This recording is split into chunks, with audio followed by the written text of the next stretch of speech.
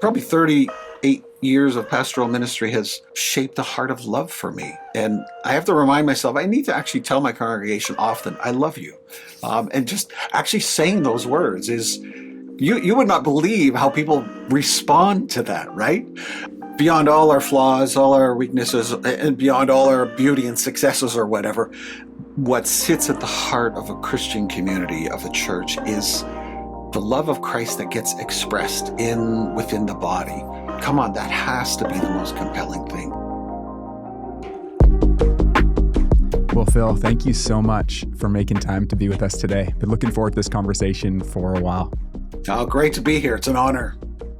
For those that are just getting to know you, tell us a little bit about your world, some of the things that occupy your time, your imagination, the city you call home, the church you're part of. Just give us a little window in. All right. I'm a pastor of a church. It's called Clearview Church. That is my daytime gig that fills my heart with all sorts of goodness. I am married to my wife, Betty, of 38 years. We've got 2 kids who are grown and in university. And but in addition to pastoring a local church, I get to do some writing. I get to teach over at Tyndale Seminary in their Doctorate of Ministry program. And I get to lead a community that follows a shared or common rule of life called Habitus. So all those things are, important, significant pieces of my life here in Toronto. I live in Toronto, of course. What a great place to live. How long have you been in the GTA? I grew up here. So I was born and raised in Toronto till about 18. So that means I'm condemned to be a Leaf fan. And sadly, but then moved out, went to university, and then pastored church in Vancouver for 7 years, Calgary for 14 years, and then made my way back to Toronto, where I first What church in Vancouver were you at? It is probably now known as Nelson Avenue Community Church. So it's in the Burnaby, the Metrotown area. Oh, wonderful. Yeah. Very cool. Yeah. I'm part of my heart in Vancouver. Yeah. My heart is buried somewhere. Half of my heart is buried at English Bay. We have a deep love for Vancouver. Yeah. And try to go back often. Isn't that an interesting part of pastoring? You know, some people pastor in a particular place for the majority, but it's very common to maybe in a pastoral career have 3 or 4 really distinct posts, and your heart just gets meshed with the people, the place, a sense of calling. Your prayer life becomes saturated with the challenges and opportunities of the region. You do end up with a heart that is either God gives you grace for it to expand, it makes more room for new places, but I love that language, like part of your heart is so invested in these particular regions. Yeah. Oh, absolutely. And you're formed by each of those communities as well in such profound ways. The gift is, part of the challenge is you uproot and you go to a different community. But the gift is you have some enduring friendships in each of those places as well. My wife and I returned from a trip to Japan where friends from Vancouver from that original 7 years joined us for a couple of those weeks. And so, it's a joy. What a gift.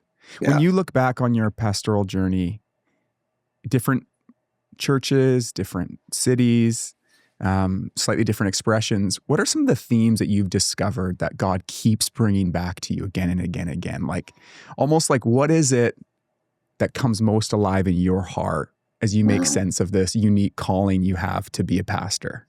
Yeah.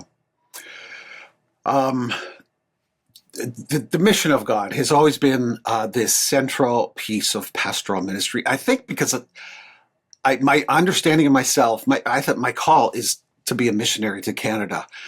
In my seminary years, my wife and I spent a couple of months in Nigeria. We were trying to test out and discern, is God calling us overseas as overseas missionaries? So we spent 4 months in Nigeria. And I remember sitting in a missionary's home for lunch one day, and I was reading some statistics on Canada, where it said, on any given Sunday, 7%, and at that time that was probably generous, of the Canadian population would be found in a church, a synagogue, and I thought, and here I was in Nigeria, where, it's a fairly healthy Christian population with a strong Christian church, and there was this profound sense of God saying, you're in the wrong mission field, Phil.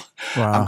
I'm calling you back to Canada. That is your mission. And so I've considered myself, yeah, as a missionary of the gospel to Canada, to my home country. And so evangelism, the need for evangelism has always been a vital part of ministry, but then also tackling the profound challenge of discipleship within a Canadian context that has like, from what I've seen in my 30 plus years of ministry, how it has so quickly shed any vestige of any Christian memory or history.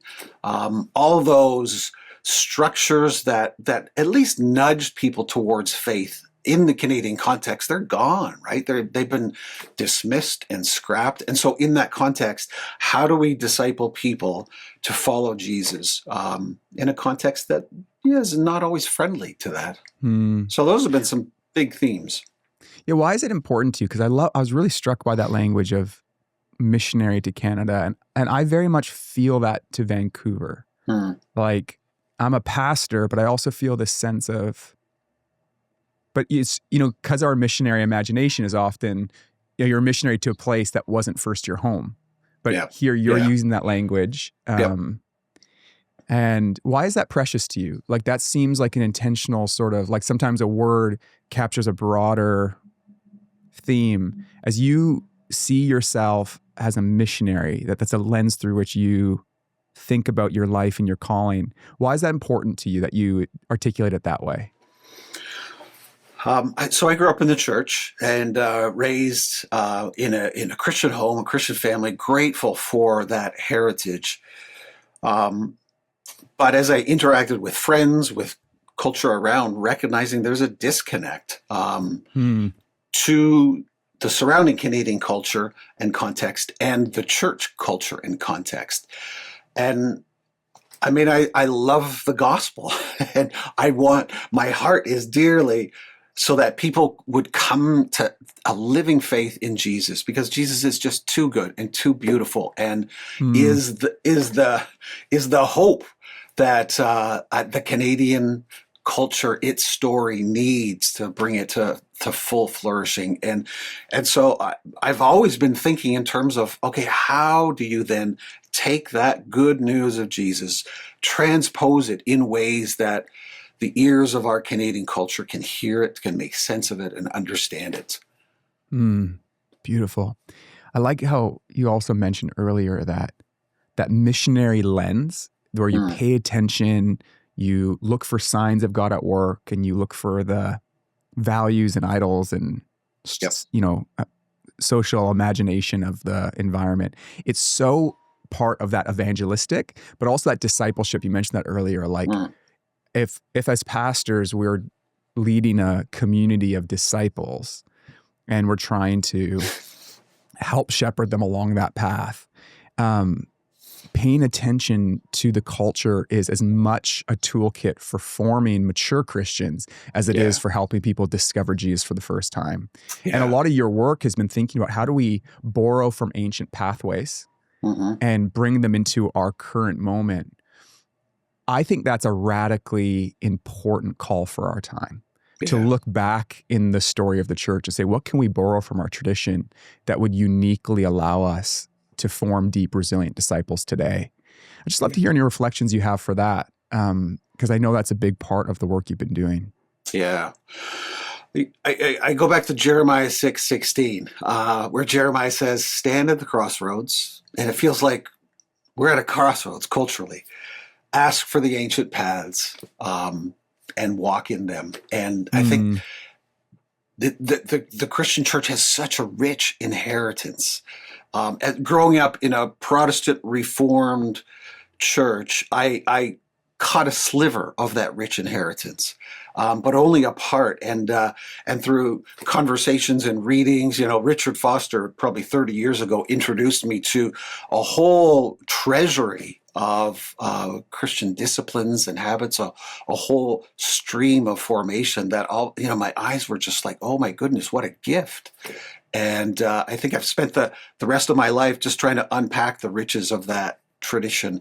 And I find there's such profound resonance. People are hungry for that sort of rich historic faith that is Mm, rooted that and yet is so alive too. mm. I do find there's an interesting.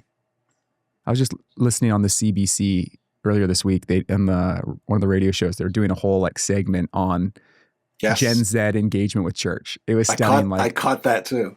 it's just, and one of the churches that they're interviewing is a wonderful church Mm, in our city.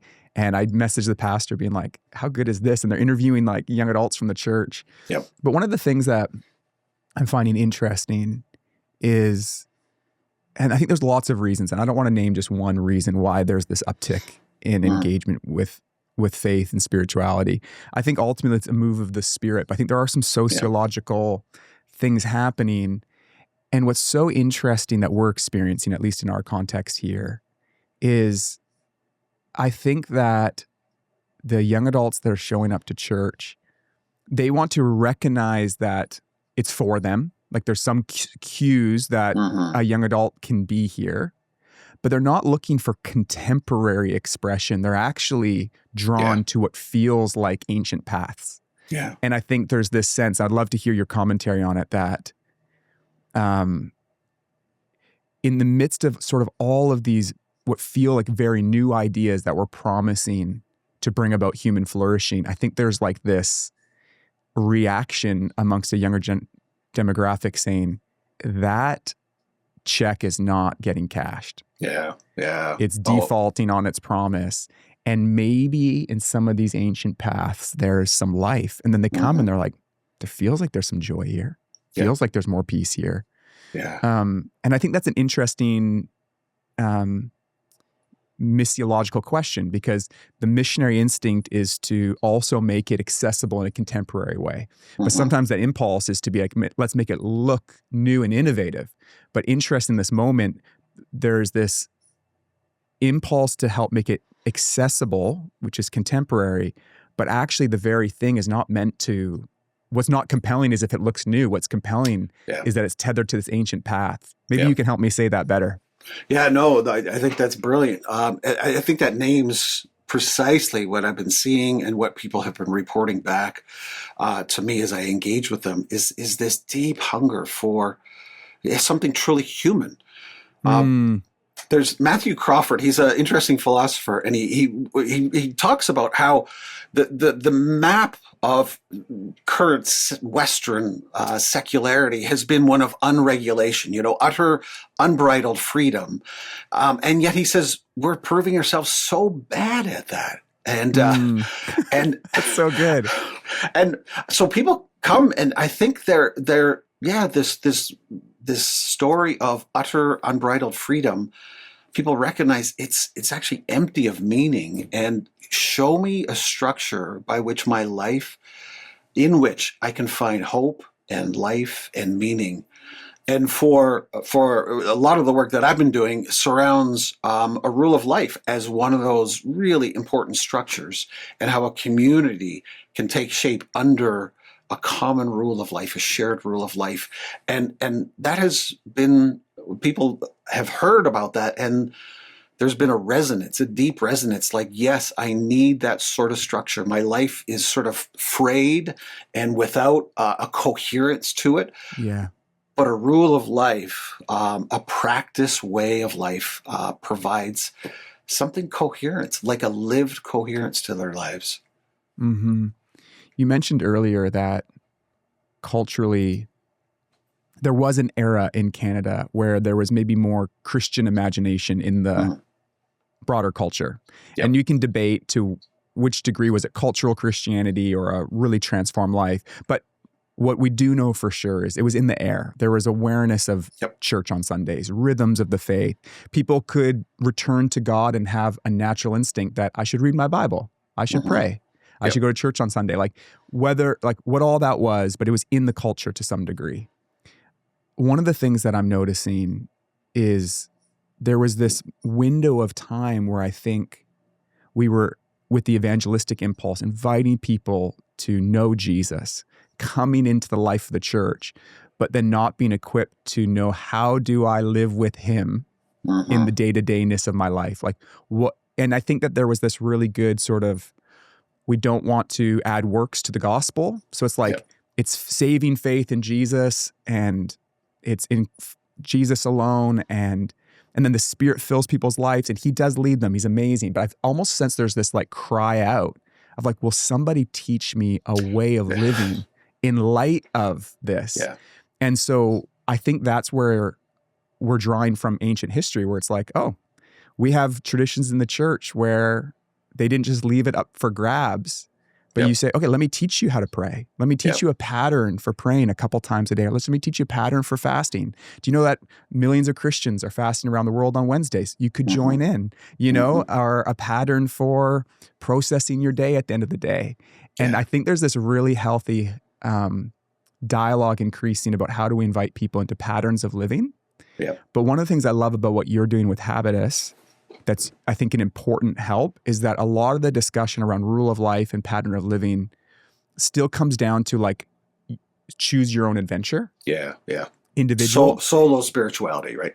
Yeah. Yeah. Solo. And what I want to affirm about that is I think each person does need to contextualize. Like I'm wired a certain way. So walking and praying is so important to me because of my distracted mind and the way that so you discover yourself in the seasons of life. Like, you know, when you've got little kids, your rule of life's going to look different. But historically, rule of life has always been worked out, shared with others, shared patterns that within you find your own expression, but there's a tethering to others. And then that the fruitfulness is that I'm not in this alone.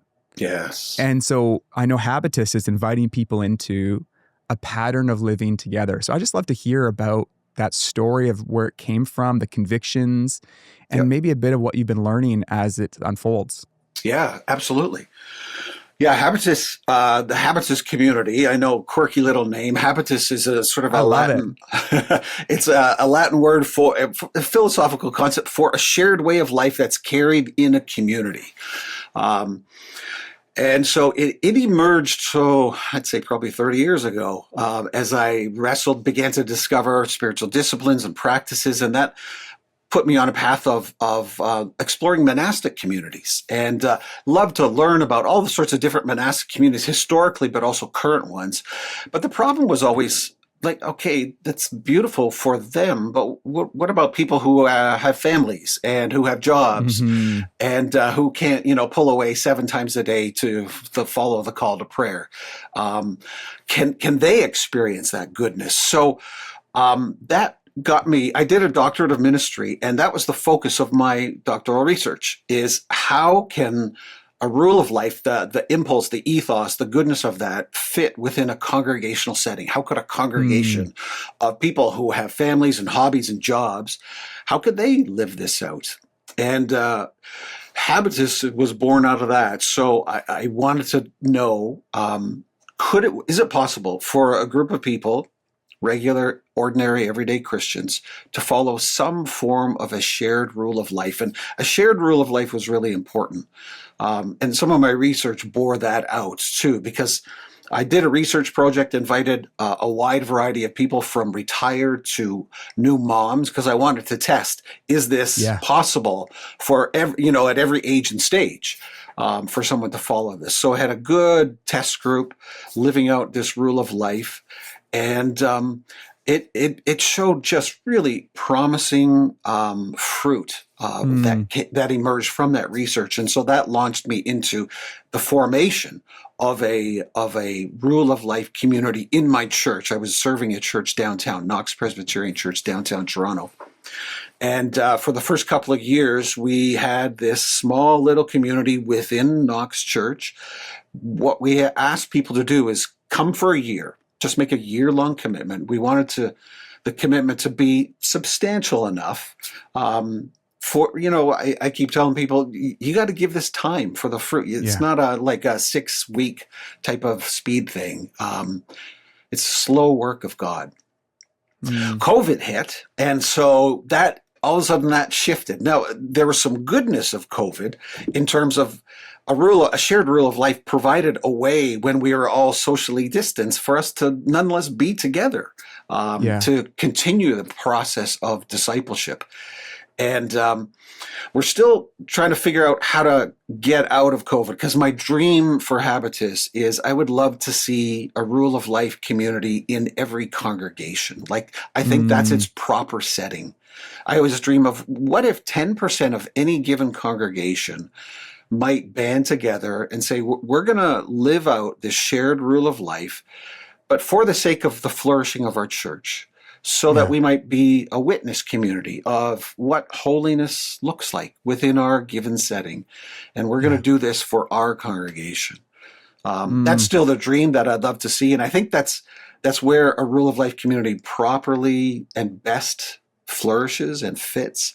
But we're not there yet. We're at, right now, Habitus is a dispersed community. So we have people from across Canada, the United States. We have some people in Germany. Previously, we had some people in Singapore and Australia. So a wide variety of people. Everyone who comes into Habitus, I say, you have to come as a trio. You can't come alone. I love that about how you guys are doing it. It's like, you can't, this isn't meant to siphon people away from a local community of faith. It's actually meant to tether them more deeply, but also provide another tapestry to support their formation. Yeah, exactly. And ideally, we always tell people, talk to the leadership of your church that you're doing this, because it's not meant to draw people away, to be an alternative church. We value the local church. So the communal dimension is really huge. In my research, I found out that people who didn't meet in trios, that was the core part of our rule of life, that on a weekly basis you meet as a trio just for mutual accountability, for prayer, support. People who didn't meet in their trio regularly, frequently, found that they didn't follow the rule of life, that their practices quickly fell off. And those who did found that the practices, although they may have stuttered and stalled at some point in time, were actually avenues of real flourishing faith formation. So that was sort of a light bulb, like, okay, community is really vital for this actually to work. So it's been an interesting journey. The rule of life we've set contains some daily, some weekly practices, and then we gather once a month online because we're a dispersed community. And it's when we were developing it, just prayerfully saying, okay, God, how do you want to give shape to this? We thought there has to be a stretch factor in this rule of life. Like it's got to stretch your faith, but it's got to be sustainable at the same time. It can't be so onerous, right, that it's just like, oh, this is impossible. And we encourage people, take the practices that we have and do adapt them to your life. So a mom with a young baby is going to practice 30 minutes of silence very differently than, someone who's retired and has a pretty quiet home and has silence all the time. So we encourage people, here's our core practice, our core rule, but adapt them to your life. So for fasting is one of them too. We have someone who's a cancer survivor in our community right now. Obviously a food fast, she can't do that because she needs proper nutrition and vitamins. So she's developed some other form of fast, but still gives herself to the practice. It's really, really, I really love hearing about this. This has been something I'm thinking a lot about, living into with friends, quietly trying to explore what communal shared rule of life looks like. And some of the concerns that I've had, or wonderings, I shouldn't say concerns, are stuff you're addressing. Like, you don't want to create within the context, my pastoral heart, like I don't want to create in the context of my church a hierarchy of spiritual, like humans are so good at just trying to create hierarchy, right? We're just so instinctual. So it's like, how do you invite people into these deeper waters without causing anyone to feel like they're less than by not participating? But then I've been growing this conviction that by not making this invitation, I am selling short one of these treasures you described from the Christian story of people living together, not just with a shared rule of faith, like the doctrines we share and the theology, but a pattern of life. And there's so much precedence. Like I think about the rule of like the Franciscan order versus the Benedictine order.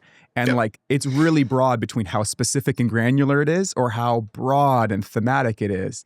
And so there is like so much precedence to think about, okay, this could look different for different people and different communities.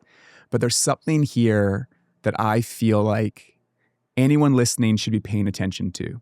Whether your church community or you as an individual, whatever, use the language of rule of life, not my concern. Yep. But pay attention to why are people longing for a pattern of living. I feel like if you even think about Jordan Peterson, what was his first book called? 12 Rules for Life. Yeah. Why is that a bestseller? I mean, there's lots of reasons for it. I'm not trying to be controversial here. I know he's a triggering name. But think about that title. Teach me how to live. Yeah. Rules for life. Yep. And I think that there's something here where there's a longing for like, I want to organize my life around Jesus. Yep. Will somebody teach me how, and can we do it together? Yeah. Oh man, absolutely. It's about communion with God, and where are the tools, where are the handles for how to make that happen? We've so privileged rationality in our faith that has left people dry, actually. And I think people just need really practical tools. If you look at the church's history, this is how formation happened into the way of Jesus.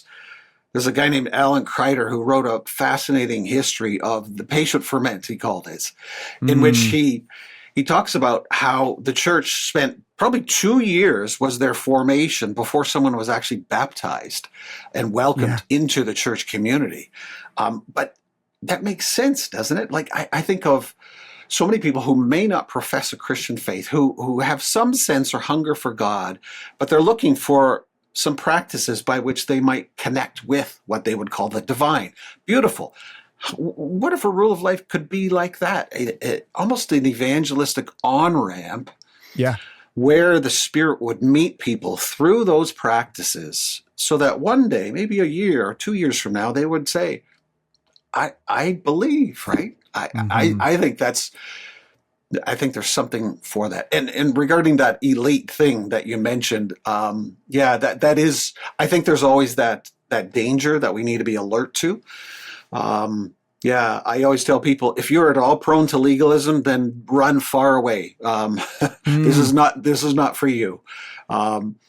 I always, a rule of life is a support structure. And I think maybe a better term is it's a crutch. It's a crutch for people who know they need help. And I think that maybe helps to get away from any elite status. I love that, man. Like, I would say honestly, in my teenage years of faith, I believed on some deep level, and this was early when I became a Christian, that the better Christian I am, the more I'm praying, the more and it makes sense why that could sneak in. Yeah. But where I find myself now, like wanting to live in a committed pattern of faith with others, it's not because I feel very good at this. It's because I really just need to know that other people are fasting with me today. Yeah. I'm so able to be forgetful of the Lord that I need to remind myself at noon to quickly pray the Lord's Prayer. Like it's the opposite. It's because I'm just not a pro at this.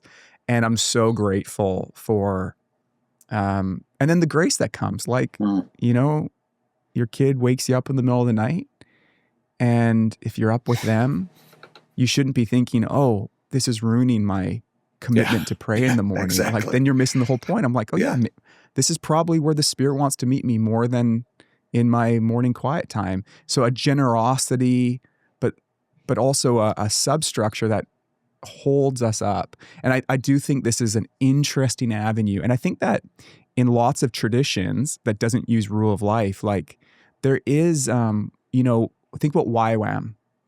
What are they doing? It's a shared rule of life. Yep. Or gap year programs. Churches do internships. Yes. What is it? It's a shared rule of life, of service to the church, of Bible study. And so call it what you want. I think what's interesting is when YWAM ends or the gap year ends or the internship of the church ends, why is there often a big drop off? I think because we haven't articulated for people, hey, what you're experiencing is a communal pattern of living. Yeah. When you go home, you will need to cultivate a pattern of living that borrows from what you learned, but it can be adapted to life in the suburbs, life in the city, life with a day job. And I think that if we began to notice that a lot of these seasons of incubated, thriving faiths were seasons where in community you shared a pattern of living that tethered you to communion with God and being shaped by his way. And so I think about often as a pastor, when people come back from those programs and I do maybe a pastoral meeting, I'll often say like, hey, tell me about your pattern of life there. And when they start talking about, I don't use the language of rule of life because I'm not obsessed with the language. I might introduce that to them, but I'm like, tell me what the patterns or like your schedule for the week. And then I'm like, which ones of those do you think were most life-giving? And then what of those can we find room for at home? And I just found that to be a fruitful pastoral conversation. It gets out of the spiritual high language and spiritual low, but into maybe there was something really reproducible or practical that the Spirit was teaching you in that way. So fascinating. I have talked to 2 different organizations that do sort of full year intensives. And that's one of their biggest concerns is what happens to all our students after this? Like, it feels like we're sending them out into the wild with no support structures around. And so we've been talking about, could something like Habitus be an avenue by which those good patterns that people develop could be extended and supported and strengthened as they continue on. That's why I would love to see this. Churches find some way to do that. We just need these structures. It's interesting. You know, the root word of rule of life is this Latin word called regula. And there's an author, Simon Chan, who says a rule of life is meant to make regular Christians. So not elite Christians at all, but just everyday, ordinary people who are living in communion with God. And all these practices help us attend to the presence of the living God with us as we go through our daily lives. I would love to shift gears a little bit, even though like, out of my interest, I could just park here. I'm fighting the urge just to live there because it's what I'm thinking lots about. I might have this wrong, but as we did a little bit of research preparing for this, and in the notes it described there was a moment of defining encounter or life-changing encounter that had Keith Green in the story for you. Can you tell me about that? For sure. So I was raised in a Christian home and, went to we have catechism classes growing up. Is it in the Presbyterian tradition or it's Reformed tradition? Yeah, that's right. Yeah. And, so I received just a rich Christian upbringing. But again, it felt like it was just stuck there, right? Cerebral, doctrine, theology. Yes, exactly. Yep. And it was all rich, lovely, good theology. But, something was absent here. And I remember encountering and engaging with people of a different brand of Christianity, charismatics, and seeing in them, there is something alive here that I'm missing. And there was this longing, like, I want that. I want that. And someone gave me a cassette tape. So this really dates me here. A cassette tape of Keith Green. And Keith Green, I cannot remember the song, but the lyric in the song was something about the blowing of the Holy Spirit. And it was like what he was singing about happened to me at that moment as the Spirit just blew into my life. And it felt like everything that my parents and my church had given me came alive with a whole new dimension. And the presence of Jesus, then the Spirit became alive and real and palpable. It was, a profoundly emotional and, life-changing moment. I sort of look back and thought, that's where Christ came alive, where the seed of faith that was planted bloomed finally. Yeah.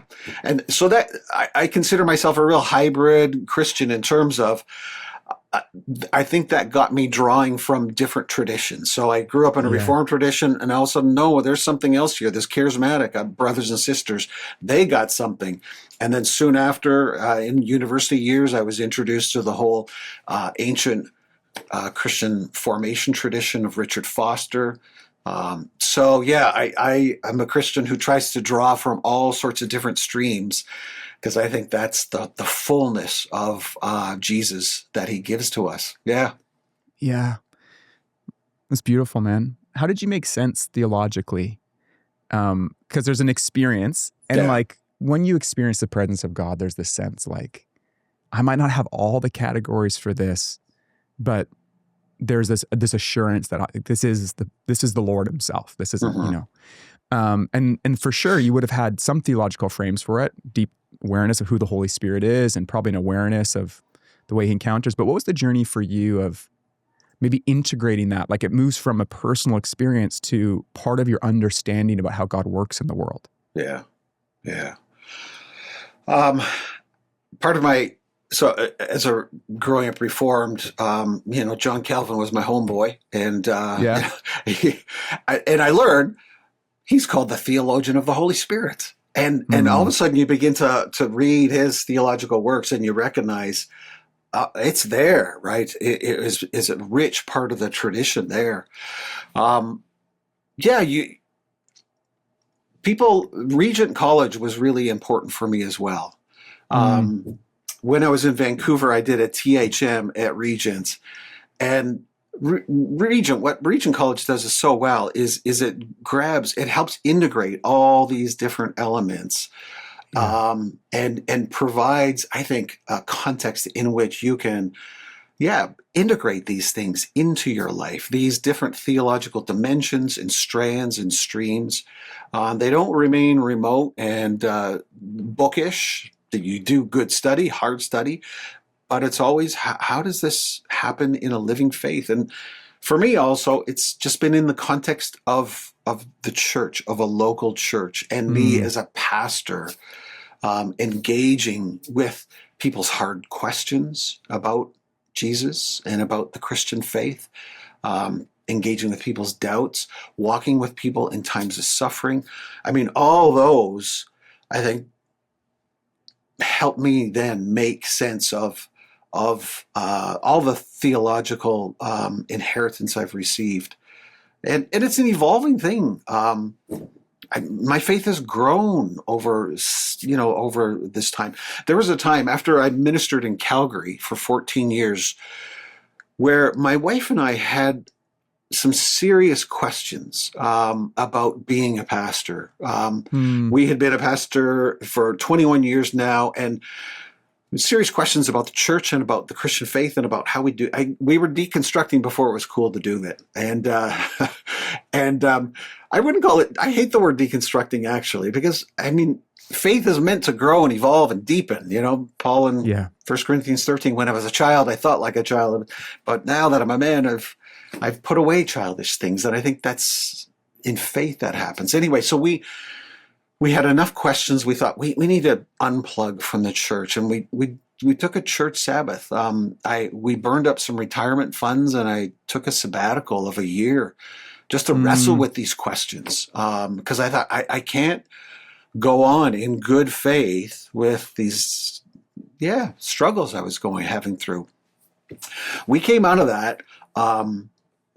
It was instrumental in terms of different people helping us walk through that time, but coming through that at the back end, more convinced of the centrality of the church in God's scope of redemption, in his plans, beautiful. More committed to the cause of Christ, with all its flaws, right? And we recognize it is, because we had front row seats to not only the beauty, but all the flaws of the church too. And recognized, this is God's way. And so we have just dug in deeper and recommitted ourselves in fresh ways to give ourselves fully to the church. And so that's been, that communal context has been the place for us where it comes together. Could you tell me a bit more about that renewed conviction, because I think maybe it's fading, but it still feels really popular to throw shade on the church. Yeah.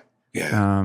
I do think it's actually fading, if I'm honest. I think there's still the skepticism of institutions and criticism of power and all these things. But I do think it's shifting, but I think there's kind of this narrative going like, I don't want to associate with that thing because it's definitely seen culturally as, and then there's just an awareness of, there's been hurt, there's been brokenness. But yet, like, I think I've been on a similar journey as you described of like, I think I'm more aware of the kind of pain and brokenness that's alive in the church and flaws and failures. But I think I'm more convinced than I ever have been in my life that this is God's way of bringing flourishing to neighborhoods and communities and forming people that ultimately, in some mysterious way, give him glory in the earth. So I just would love to make a bit of space for you to share a bit more about your journey, like, of reawakening that wonder or love for the church and local churches in particular. Yeah. Part of it, was a humbling for myself, because I think what at root of what a lot of disaffection with the church is this deep hope for this ideal community. Like, I think, right? People come wishing, longing, like, here is going to be like distilled holiness and goodness. And yet where we see raw and uncooked humanity in the church, it's like, oh my goodness. And so for me, it was a humbling of that idea. Like, Dietrich Bonhoeffer's words were just piercing prophetically in terms of, he says something like, those big visions, those ideal visions of the church, when you hold them, you become the accuser of the brethren. And I thought, that has been me, right? As opposed to, he calls you to receive the church as a gift. And I think a paraphrase that maybe this is his words, or the paraphrase is like, sometimes the church you dream of or the community you dream of becomes the enemy of the one you have. Yes. Yeah. And it was this sense of God calling me back to, here are the people, my people, with all their flaws. Would you love them for me? So a renewal of a reorientation of that call. It's not to lead a successful organization. It is just to shepherd these people with all their flaws, and learning to accept that reality, and to realize, we're all a group of sinners gathered together, seeking out Jesus, and our sole center is Jesus Christ together. That's been really helpful for me. I have a number of friends who would call themselves followers of Jesus and yet have left the church, and I grieve that for them, because I think they hold some ideal vision for what the church is, and I get the hope. Yeah, you want that, but part of the formative beauty of the church is those frustrating people who set you off. They're occasions for you to learn gentleness, the other fruit of the Spirit. They're the place where God continues to shape and form you.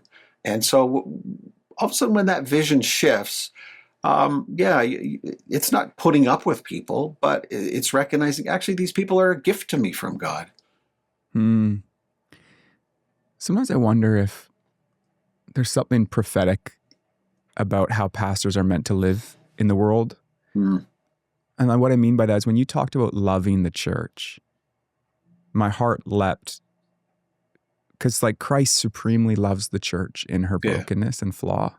And I thought, I wonder if, for me, one of the ways that I participate with Christ is by entering into his unconditional love and then trying to embody that as a pastor towards my people. Longing for that. It doesn't mean not longing for them to flourish or come out of sin and lies, but also just that And I think it's just a bit of a different vision for a pastor to go, Paul talks about sharing in the sufferings with Christ. And I think for pastors, some of that shared suffering is being a loving presence to people who sometimes resent you for the very thing you did towards them in love. Yeah. Or that feeling of like, because sometimes I think one of the things that can be most disheartening for the pastor is like, is any of this working? And there's always so many signs of God's work, but it can feel often like, I thought this thing would be going a lot better by now. Yeah. And in that moment, is there an invitation to enter into a kind of love that connects us deeply with God's heart, but also becomes a symbol or a prophetic sign? Any reflections on that? Like how you've found maybe intimacy with God through the act of loving the people he's called you to as a pastor? Yeah. I love has to be the heart of this ministry and the heart of the church. I read a fascinating fictional autobiography of Julian of Norwich. It's called I, Julian. And in the author sort of tries to get into this anonymous anchorite. And Julian of Norwich is known for her Revelations of Love, this beautiful book. And she has this saying, right? All shall be well, and all shall be well, and all manner of things shall be well. What often gets missed is the sentence before. She says, sin is behovely. Like sin is sort of the necessary context. Brokenness, it's there, but all shall be well. And I think that she is able to say that only because the love of God has so infused her heart, and her call then is to love others. And I think probably 38 years of pastoral ministry has shaped a heart of love for me. And I have to remind myself, I need to actually tell my congregation often, I love you. And just actually saying those words is you would not believe how people respond to that, right? I think about Paul, how affectionate he was. And Paul's not a softie, like but he's so affectionate in those opening greetings. And there's been moments where I've tried to, like as an exercise, write my congregation a letter in the way of Paul. And there's just been these moments where I go, okay, here's my time. And then when I enter, and it's like, I love you. Yeah. Yeah. I thank God for you. And I celebrate his progress in your life like a father, and like, but I don't often like tap into that expression. But it is that even Paul, who wasn't a softie by any means, had such a deep affection for the whole. And then he couldn't resist being like, and I love this household and you and you and you, which is really precious. I long for God to cultivate more of that in me. Yeah. And would that not be the most compelling quality of a community, to know this, beyond all our flaws, all our weaknesses, and beyond all our beauty and successes or whatever, what sits at the heart of a Christian community, of a church, is the love of Christ that gets expressed within the body. Come on, that has to be the most compelling thing, because it's sometimes so absent elsewhere. It's been such a joy to spend this time with you, brother. I thank God for the way in which he wrote a story through you that allowed you to draw from the treasures of so many traditions, the charismatic, the reformed, the contemplative, and the evangelistic fervor that still runs through your blood. It's a gift to me to witness, and you are so unique. Like all of it is so cohesive and coherent and harmonized in the way you speak. And it just makes me love Jesus and his kingdom and his work in the world more. And so thank you for your time and sharing it with everyone listening. Thank you so much. I hope it's an encouragement to pastors out there. Like, this is a sweet moment for us to serve God. And it is, hey, it's a special moment. Okay. I said I was going to end, but you described over 3 decades of ministry. This does feel like a special time, right? Yeah, it totally does. Like, I've been praying, I think, for a moment like this, because it feels like it senses, and so many reports from across Canada, and I think the UK as well, is the Spirit seems to be doing something really beautifully unique. And we just get little instances of it. I had a 13-year-old kid show up in our church. He happened to watch some TikTok evangelist, and he's like, I gotta be baptized. Like, his family has no faith. We had a Hindu woman attend probably for about 5 weeks at our church. She was invited by a friend who was a part of a political engagement with them, and she was prayed over in over coffee by someone, and the Lord sort of said, "This is the first fruits of what you'll see." And it's like, oh man, I've been praying for this my whole ministry career. So it's a good moment. It's a good season. Let's keep going. May it be just the first fruits. Yes. Amen. Amen.